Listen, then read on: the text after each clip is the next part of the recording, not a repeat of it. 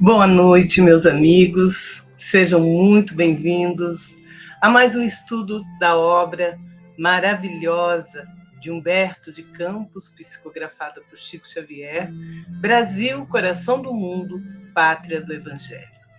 Hoje, em nossa aula número 57, nós vamos falar sobre a instalação da Federação Espírita Brasileira em nosso país. Nós vamos observar que ocorreu como uma espécie de culminância para determinar realmente que o nosso país se tornasse o coração do mundo e a pátria do Evangelho. Então, vamos iniciar o nosso estudo sempre com muita alegria. Dou as boas-vindas a todos vocês e nós vamos fazer uma oração para rogar a Deus a inspiração para esse estudo de hoje. Então, vamos nos deixar envolver neste momento pela serenidade, pela paz que emanam dos benfeitores espirituais que nos assistem neste estudo.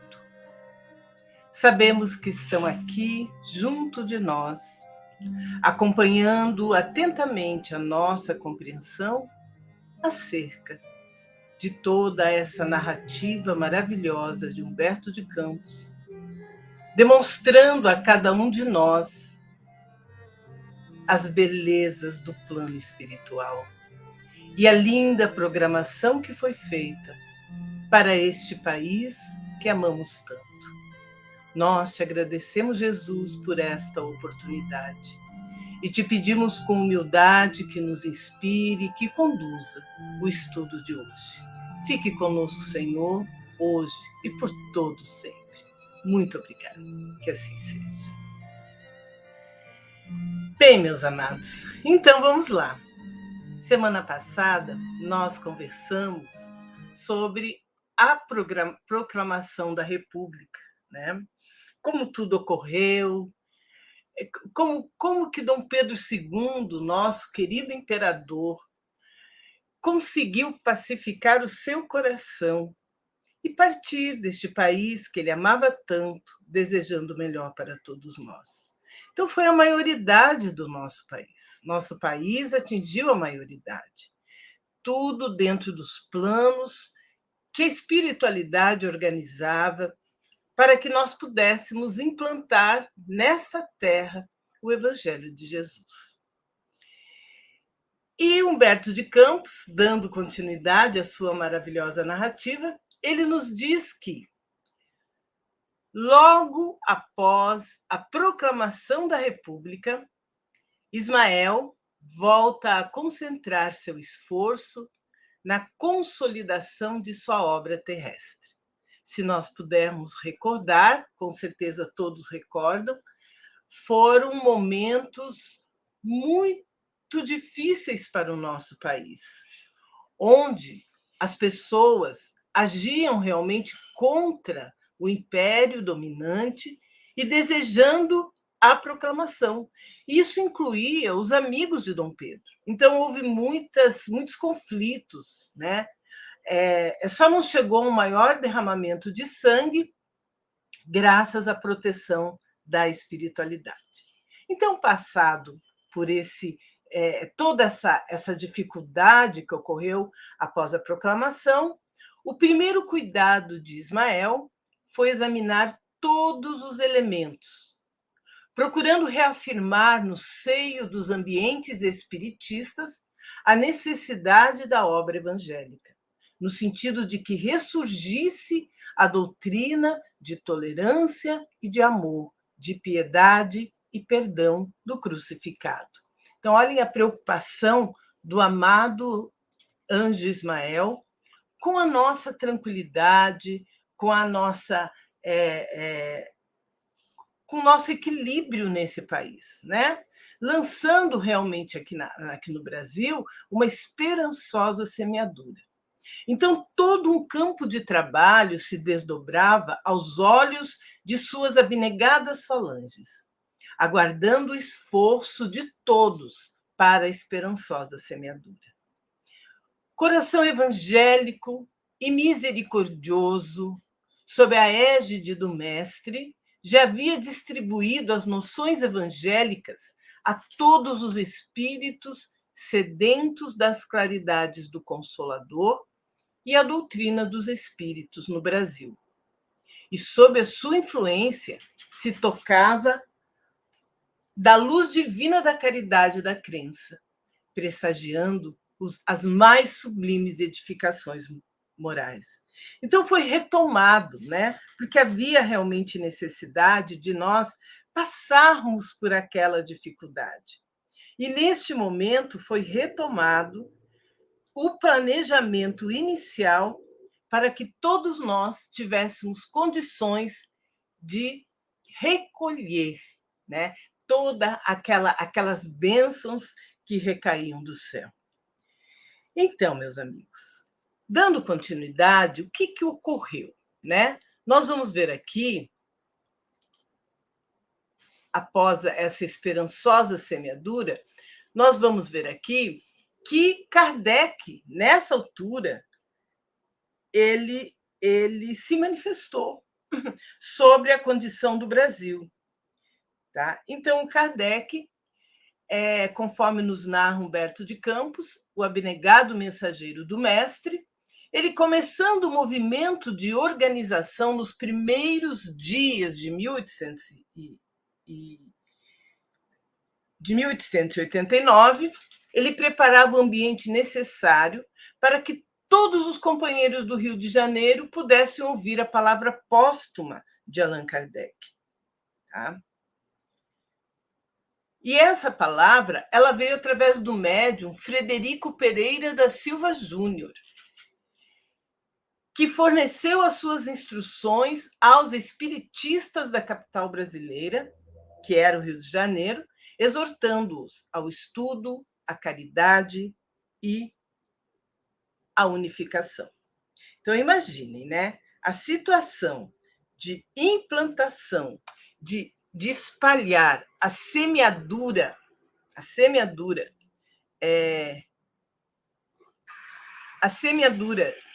do Evangelho. Imaginem que Kardec, que já havia desencarnado naquela época, teve necessidade de se manifestar. Então, todo um campo de trabalho que se desdobrava diante desse desafio culminou na manifestação de Kardec. Então, a 5 de fevereiro de 1889, Kardec se manifestava através do médium Frederico Pereira da Silva Júnior, mais conhecido por Frederico Júnior, dizendo o seguinte: nós fizemos aqui um recorte, né, das palavras da mensagem de Kardec para que a gente pudesse tomar realmente conhecimento.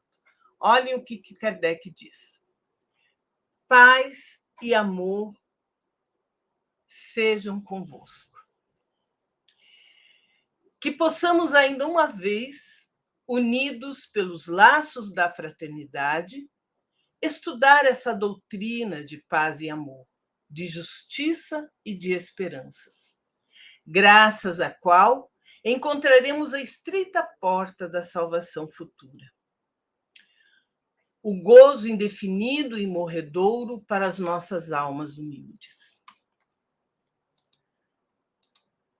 Antes de ferir os pontos que fazem o objetivo da minha manifestação, devo pedir a todos que me ouvis, a todos vós espíritas a quem falo neste momento, que me perdoem, se porventura, na externação dos meus pensamentos, encontrardes alguma coisa que vos magoe, algum espinho que vos vá ferir a sensibilidade do coração. Sendo assim, a esse pedaço de terra que chamamos Brasil, foi dada também a revelação da revelação, firmando os vossos espíritos antes de encarnarem. Compromissos de que ainda não vos desobrigastes, e perdoai que o diga, tendes mesmo retardado o cumprimento deles e de graves deveres, levados por sentimentos que não convém agora prescrutar.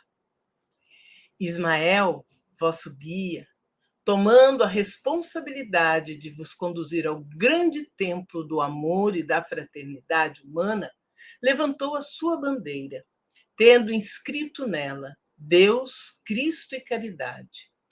Forte pela sua dedicação, animado pela misericórdia de Deus, que nunca falta aos seus trabalhadores, sua voz santa e evangélica ecoou em todos os corações, procurando atraí-los para um único agrupamento, onde, unidos, teriam a força dos leões e a mansidão das pombas. Onde, unidos, pudessem afrontar todo o peso das iniquidades humanas. Onde, entrelaçados num único segmento, o do amor, pudessem adorar o Pai em espírito e verdade, onde se levantasse a grande muralha da fé. E a mensagem, meus amigos, ela é muito longa. E é linda, é lindíssima a forma como Kardec se direciona aos espiritistas do país, né? Rogando a eles, principalmente, que trabalhem em função de realizar o plano de Jesus para o nosso país. Mas o Kardec, antes de lançar essa mensagem espiritual, ele mandou uma mensagem primeiro para Frederico Júnior, né, que foi apresentada ao grupo que participava da reunião mediúnica, onde ele disse assim: eis que se aproxima para mim o momento de cumprir minha promessa, vindo fazer convosco em particular e com os espíritas em geral, um estudo rápido e conciso sobre a marcha da nossa doutrina nesta parte do planeta. É natural que a vossa bondade me forneça para isso o ensejo na próxima sessão prática, servindo-me do médium com a mesma passividade com que o tem feito das outras vezes. A ele peço particularmente não cogitar de forma da nossa comunicação. Não só porque dessa cogitação pode advir alteração dos pensamentos, como ainda porque acredito haver necessidade, sem ofensa, à sua capacidade intelectual de submeter a novos moldes, quanto à forma, aquilo que tenho dito e vou dizer em relação ao assunto. E realmente, na sessão seguinte, na sede da Sociedade Espírita Fraternidade, no Rio de Janeiro, o espírito do codificador se manifestou e deu essa instrução que nós acabamos de ler aos espíritas brasileiros, que na época viviam em constantes dissensões e rivalidades. Então, era tão sério o trabalho de Ismael em nosso país que toda a espiritualidade amiga, incluindo o codificador, eles se preocuparam em trazer mensagens de consolo e de conforto àqueles que seriam os pioneiros, né, da implantação do espiritismo no nosso país. E aí o nosso amado Humberto de Campos, né, ele vem nos dizer que Bezerra de Menezes, que já militava ativamente nos labores doutrinários, como nós já vimos, né, em lição anterior, vimos a revelação do renascimento de Bezerra de Menezes, e que lhe foi dito qual seria a sua missão no seu país, ele recebeu a palavra do alto com a alma fremente de júbilo e de esperança. E considerou no campo de suas meditações e de suas preces a necessidade de se reunir a família espiritista brasileira sob o lábaro bendito de Ismael, a fim de que o mundo conhecesse o cristianismo restaurado. Então, a gente não consegue avaliar a emoção de Bezerra de Menezes ao ouvir essa mensagem do codificador. E naquela época existiam no Rio sociedades prestigiosas, mas cada qual com seu programa particular, descentralizando a ação renovadora que as instruções do plano invisível traziam, e, logicamente, a todos os corações que militavam no sagrado labor da doutrina. Então, foi essa necessidade que levou Kardec, né, a trazer essa mensagem, para ver se conseguia realmente unificar os espíritos. E aí, o nosso querido Humberto de Campos nos diz o seguinte: ele nos coloca que a Federação Espírita Brasileira, fundada desde o ano bom de 1884, claro, nós sabemos disso, porque nós estudamos aqui juntos, nós vimos, né, que tudo começou com aquele grupo de Ismael, né, que foi fundado, e se concentrou naquele grupo todos os espíritas da época no Rio de Janeiro. Então, foi fundado em 1884 por Elias da Silva, que era o Augusto Elias da Silva, por Manuel Fernandes Figueira, Pinheiro Guedes e outros companheiros do ideal espiritualista no Rio de Janeiro. Esperava, sob a proteção de Ismael, a época propícia para desempenhar a sua elevada tarefa, junto de todos os grupos do país, no sentido de federá-los, coordenando-lhes as atividades dentro das mais sadias expressões da doutrina. Então começou-se, né, começou a delinear o trabalho que a Federação Espírita iria desenvolver em nosso país. É certo que naquela época não havia nada para ser federado, uma vez que não havia uma união, não havia um agrupamento, né, das casas espíritas, das sociedades espíritas, enfim, que estavam no Brasil inteiro.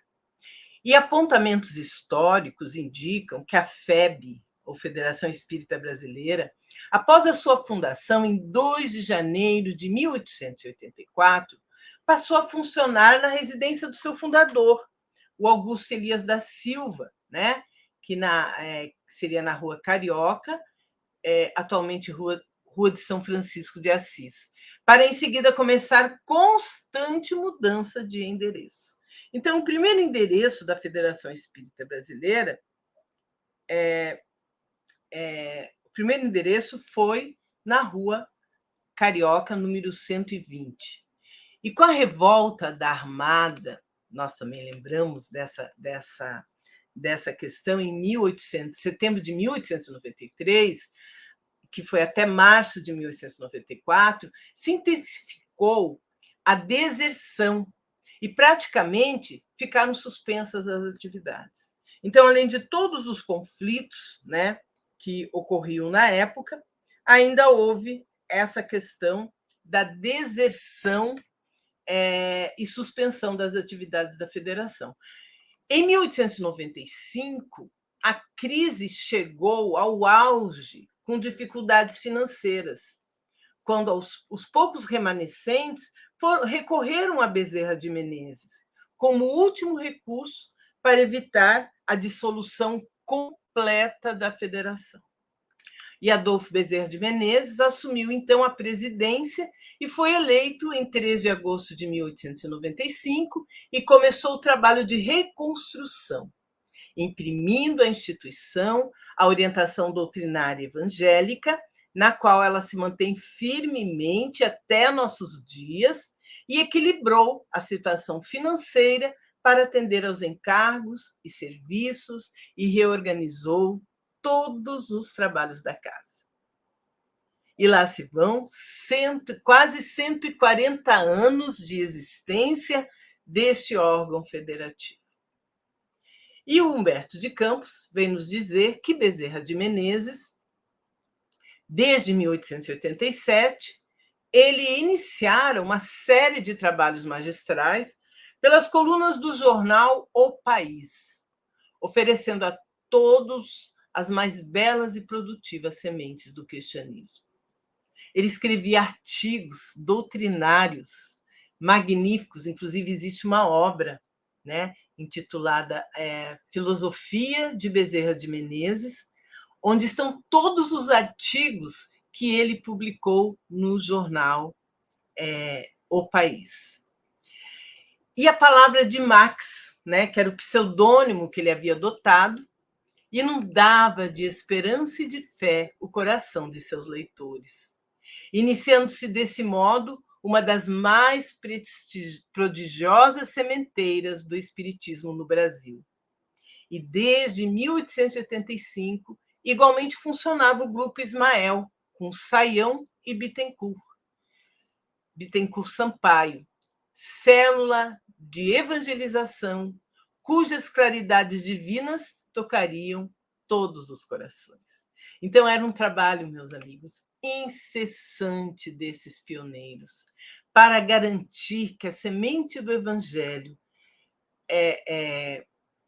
frutificasse em nosso país.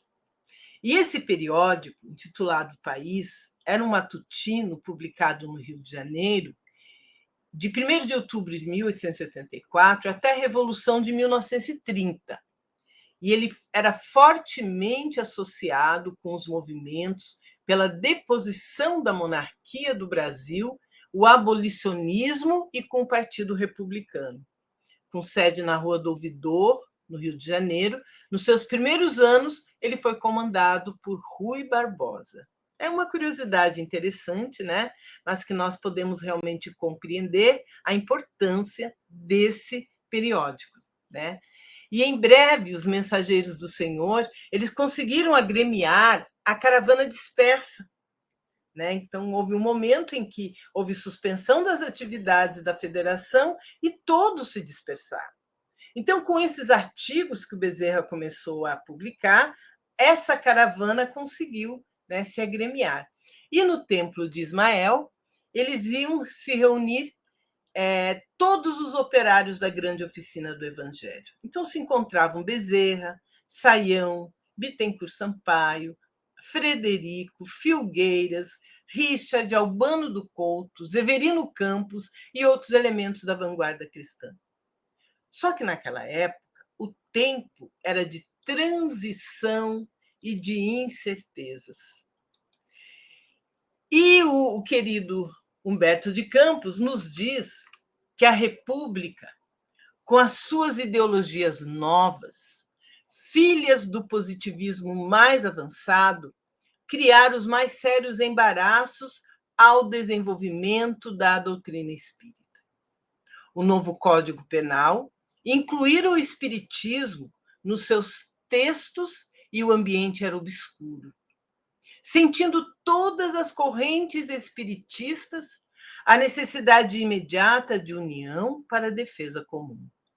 E enquanto se balbuciavam protestos a medo, a federação, com a sua prudência e a sua serenidade, iniciou a defesa pacífica da doutrina, dirigindo uma carta aberta ao ministro da Justiça do governo provisório, em que esclarecia devidamente a situação.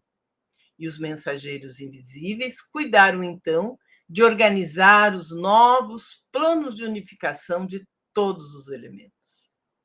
Então, foi um outro embate, um outro conflito, né, que a doutrina espírita sofreu no Brasil, da mesma forma em que ocorreu com o Allan Kardec, quando em Barcelona, no Auto de Fé de Barcelona, todas as obras espíritas foram queimadas, né, em praça pública, como uma forma de inquisição à nova doutrina. No Brasil não foi diferente. Então, havia os opositores e além da oposição, uma espécie de perseguição contra as ideias da doutrina. Mas a Federação Espírita, como nos narra Humberto de Campos, né, ela dirigiu uma carta aberta ao ministro do governo provisório e esclareceu o que era realmente a doutrina espírita. Então, atendendo aos rogos, às rogativas reiteradas, né, Jesus se manifestou e esclareceu a Ismael. Então, olhem só a mensagem narrada por Humberto de Campos, que o mestre Jesus traz a Ismael para serenar os corações. E ele diz assim: Ismael, disse-lhe o Senhor, concentraremos agora todos os nossos esforços a fim de que se unifiquem os meus discípulos encarnados para a organização da obra impessoal e comum que iniciastes na Terra. Na pátria dos meus ensinamentos, o Espiritismo será o cristianismo revivido na sua primitiva pureza e faz-se mista coordenar todos os elementos da causa generosa da verdade e da luz para os triunfos do Evangelho. Procurarás, então, entre todas as agremiações da doutrina, aquela que possa reunir no seu seio todos os agrupamentos. Colocarás aí a tua célula, a fim de que todas as mentalidades postas na direção dos trabalhos evangélicos estejam afinadas pelo diapasão da tua serenidade e do teu devotamento à minha seara. E como as atividades humanas constituem todos os tempos um oceano de inquietudes, a caridade pura deverá ser a âncora da tua obra, ligada para sempre ao fundo dos corações, no mar imenso das instabilidades humanas. A caridade valerá mais que todas as ciências e filosofias, no transcurso das eras, e será com ela que conseguirás consolidar a tua casa e a tua obra. Lindíssima e emocionante mensagem. E o abnegado mensageiro do alto regressou ao trabalho, cheio de coragem e segurança no seu grandioso apostolado.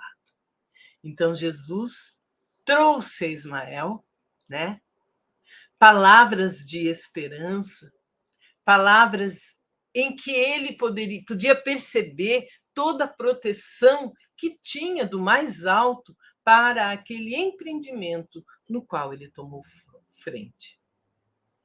E Humberto de Campos nos diz o seguinte: que as lutas contra o evangelho, elas continuaram, porque as energias dissolventes das trevas do mundo invisível lutaram contra ele e contra o evangelho.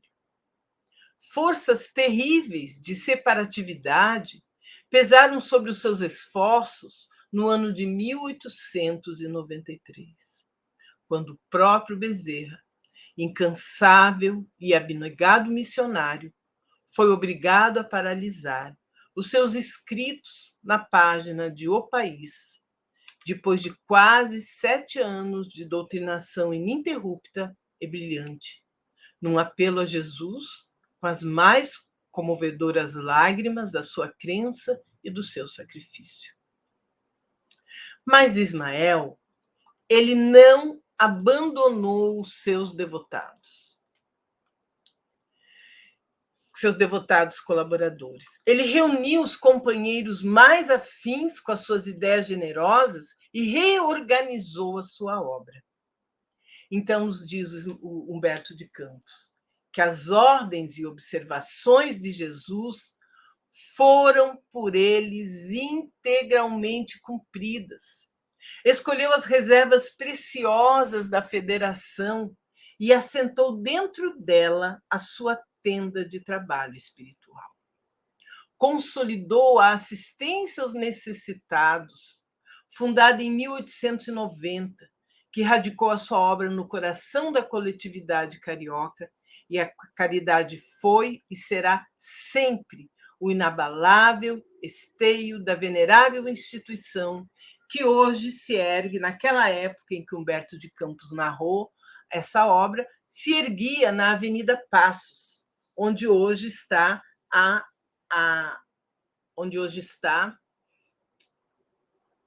a instalação histórica, né? A sede histórica da Federação Espírita Brasileira. Então, a gente observa que, diante de tantas lutas, né, de tantas dificuldades, a obra de Jesus, ela não foi abandonada nem por um segundo pela espiritualidade amiga. Quem desertou fomos nós, os homens. Mas sempre havia um abnegado missionário encarnado que desse conta de todas as responsabilidades que haviam sido assumidas como alto. Mas até hoje, meus amigos, nós observamos, diante das dissensões e conflitos que ocorrem nas casas espíritas, que muitos de nós esquecemos esse compromisso que mantivemos com o anjo Ismael, de implantar neste país o coração do Evangelho. Então, essa narrativa de Humberto de Campos, esse resgate que ele nos traz dessa obra maravilhosa, demonstra que nós não estamos sós, que nós precisamos sempre estar atentos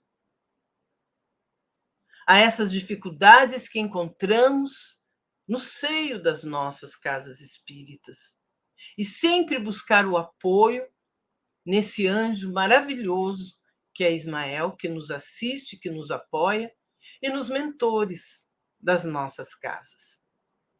E com efeito, né, essas providências, elas, depois de serem levadas a efeito, elas começaram a gerar frutos. E o Humberto de Campos nos diz o seguinte, que numa das noites memoráveis de julho de 1895, Bezerra de Menezes assumia sua posição de diretor de todos os trabalhos de Ismael no Brasil. Lembrem-se que as pessoas foram procurar o Bezerra, inspiradas, né? Buscaram Bezerra e pediram para ele assumir, né, a responsabilidade na federação.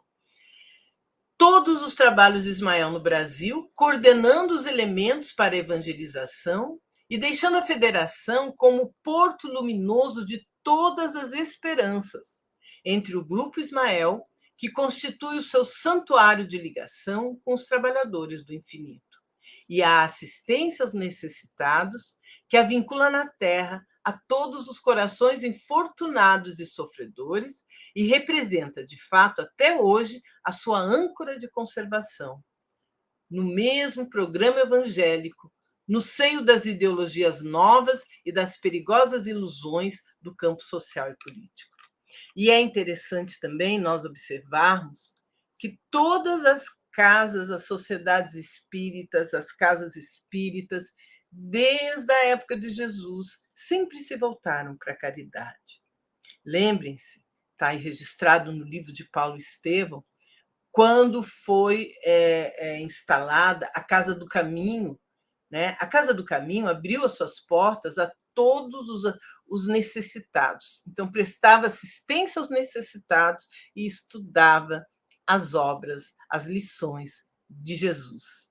E, a partir da Casa do Caminho, se espalhou por toda aquela região, né? Os missionários foram levando as palavras de Jesus em todas as áreas. A mesma coisa ocorreu aqui no nosso país, através da Federação Espírita Brasileira. E também precisamos registrar que essa assistência aos necessitados representa hoje, né, na Federação Espírita Brasileira, uma área chamada área de promoção social espírita, né, que é um resgate da instalação da assistência aos necessitados, cumprindo o seu papel, né, de auxílio aos necessitados, levando a palavra consoladora do Evangelho e resgatando, né, as atitudes morais das pessoas que sofrem. Então, Bezerra desprendeu-se do orbe, né, desencarnou, tendo consolidado a sua missão para que a obra de Ismael pudesse ser livremente cultivada no século XX. E essa obra prossegue sempre, como nós colocamos, né? Até hoje, nós ainda resgatamos todas essas lições renovadoras de Ismael nas nossas casas espíritas. Mas o querido Humberto de Campos nos diz assim: podem as inquietações da terra separar muitas vezes os trabalhadores humanos no seu terreno de ação. Mas a sociedade benemérita, onde se ergue a flâmula luminosa, Deus, Cristo e caridade, permanece no seu porto de paz e de esclarecimento. A sua organização federativa é o programa ideal da doutrina no Brasil, quando chegar a ser integralmente compreendido por todas as agremiações de estudos evangélicos no país. Então, meus amados, esse é um alerta de Humberto de Campos que ainda nos falta essa compreensão. Quando ele coloca essa questão de que é preciso, né? É preciso que nós possamos compreender essa flâmula, Deus, Cristo e caridade, ele está se referindo às enormes vicissitudes que foram suportadas pela instituição, especialmente na primeira década de sua existência. Compreendendo dissensões, penúria econômica, deserções e dificuldades decorrentes de questões sociais e políticas, impostas pela abolição da escravatura, seguida da queda do Império, da proclamação da República, da revolta da Armada, sem que o ideal perecesse no tumulto dos acontecimentos, sustentado por uns poucos, até que surgisse a oportunidade da retomada plena do seu trabalho realizador e perseverante. De fato, rezam os apontamentos históricos da Federação Espírita Brasileira que esta, após sua fundação, primeiro funcionou na casa de Augusto Elias da Silva. Logo depois começou a sua penosa peregrinação por diversos prédios alugados, dos quais sempre se via forçada a se transferir, ora por falta de recursos financeiros, ora a pedido dos proprietários. E pelo que podemos perceber, da série enorme de dificuldades de toda a ordem com que lutou a instituição, nas primeiras fases de sua existência, os seus obreiros eram experimentados, testados em sua firmeza e dedicação. Quer diante da instabilidade do meio social e político, em fase de grandes transições, quer diante das dissensões internas e das extremas dificuldades materiais, capazes de desanimar os tímidos. Nessas adversidades constantes, haveria de forjar-se uma mentalidade imbatível diante das piores circunstâncias, alicerçada no ideal espírita, sustentada na viga mestra do Evangelho do Cristo. Então, a Federação só triunfou das vicissitudes iniciais em virtude do rumo certo escolhido por seus obreiros da primeira hora, e o exemplo permanece até hoje indelével. Então, é realmente um exemplo de perseverança que todos nós recebemos, todos nós que atuamos na doutrina espírita e que somos ligados ao movimento espírita brasileiro, que hoje congrega mais de 27 instituições espíritas. E a Federação Espírita Brasileira se tornou esse exemplo de agremiação que segue o roteiro estabelecido pelo Cristo. Então, Humberto de Campos nos diz assim, né? Como é que se formaram as raízes do órgão federativo. A realidade é que, considerada às vezes como excessivamente conservadoras pela inquietação do século, a respeitável e antiga instituição é até hoje a depositária e diretora de todas as atividades evangélicas da Pátria do Cruzeiro. Todos os grupos doutrinários, ainda os que se lhe conservam infensos ou indiferentes, estão ligados a ela por laços indissolúveis no mundo espiritual. todos os espiritistas do país se lhe reúnem pelas mais sacrossantas afinidades sentimentais na obra comum. E os seus ascendentes têm ligações no plano invisível, onde entidades humildes de antigos africanos procuram fazer o bem aos seus semelhantes. Tudo gira em torno da fé que se tem na providência divina. E nem os obreiros encarnados, muito menos os obreiros do plano espiritual, que faziam parte da falange de Ismael, nunca desanimaram, nunca desacreditaram da presença de Jesus e do seu apoio na realização deste trabalho maravilhoso que é a divulgação do Espiritismo na Terra do Cruzeiro. E Humberto de Campos, ele conclui para nós, nos dizendo o seguinte, que as forças das sombras alimentam muitas vezes o personalismo e a vaidade dos homens, mesmo daqueles que se encontram reunidos nas tarefas mais sagradas. Mas a direção suprema do Evangelho se processa no alto, e a Federação Espírita Brasileira, dentro da sua organização, baseada nos ensinamentos do Mestre, está sempre segura do seu labor junto das almas e dos corações, cultivando os mais belos frutos de espiritualidade na seara de Jesus, conscientes da sua responsabilidade e da sua elevada missão. E em 2 de janeiro deste ano, de 2023, a Federação Espírita Brasileira completou 139 anos de existência. Um importante acontecimento na história do movimento espírita brasileiro e mundial. A mais que centenária instituição foi fundada em 2 de janeiro de 1884, já com a denominação de Federação, quando o Brasil ainda era um império. E a proclamação da República viria a se dar quase 5 anos depois, em novembro de 1889. Isso, de certa forma, indica o planejamento espiritual estabelecido para o cumprimento da importante missão destinada à educação espiritual do povo brasileiro e também para auxiliar os demais povos da Terra. Em trabalho odierno junto ao Conselho Federativo, Conselho Espírita Internacional, na compreensão da realidade maior da vida imortal.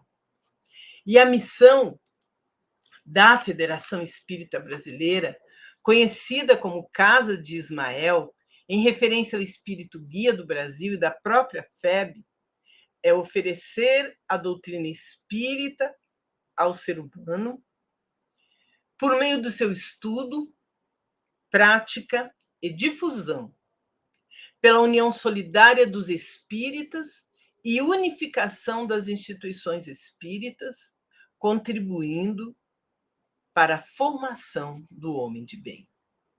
Então, realmente, é uma missão que nós precisamos compreender. E precisamos principalmente entender o vocábulo missão como sendo a razão da existência, o porquê, a finalidade e os objetivos institucionais.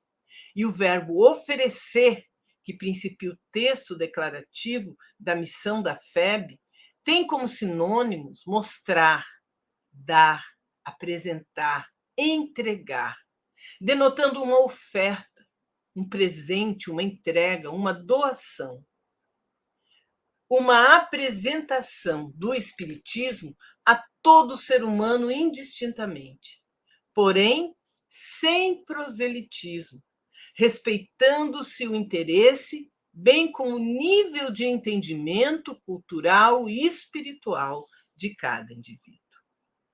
Esta é a história da instalação da Federação Espírita Brasileira em nosso país.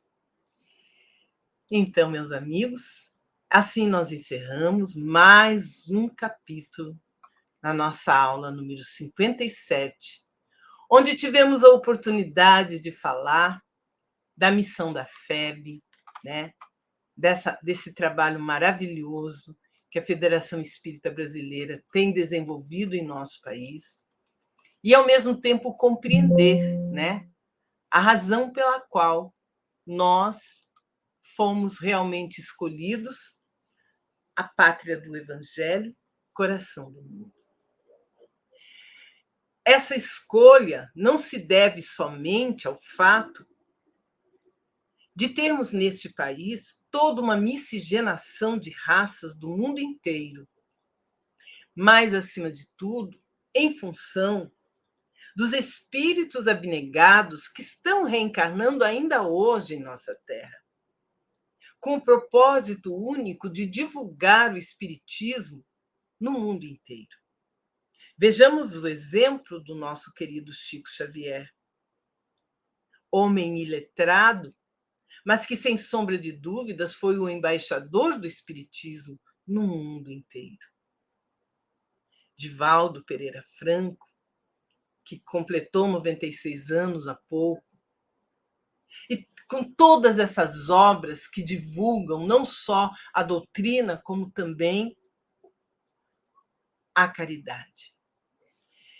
E são assuntos, são questões para refletirmos como estamos realizando o nosso trabalho na doutrina espírita. Que a paz de Jesus esteja no coração de todos nós. Vamos agradecer? Então, neste momento, mais uma vez, nós te agradecemos, Senhor, pela oportunidade que temos de adentrarmos conhecimentos tão profundos acerca da instalação da Federação Espírita Brasileira em nosso país, mas, acima de tudo, da força do Espiritismo. Abençoa, Senhor, o nosso propósito de aprendizado. Derrama sobre cada família aqui representada os teus fluidos fortalecedores para equilibrar, para serenar corações, para que possamos pacificar a nossa alma e sermos os bem-aventurados que anunciastes no Sermão da Montanha. Muito obrigada, Senhor, e que assim seja. Muito obrigada. Muito obrigada, meus amigos, e até a próxima quarta-feira, se Deus quiser. Boa noite a todos.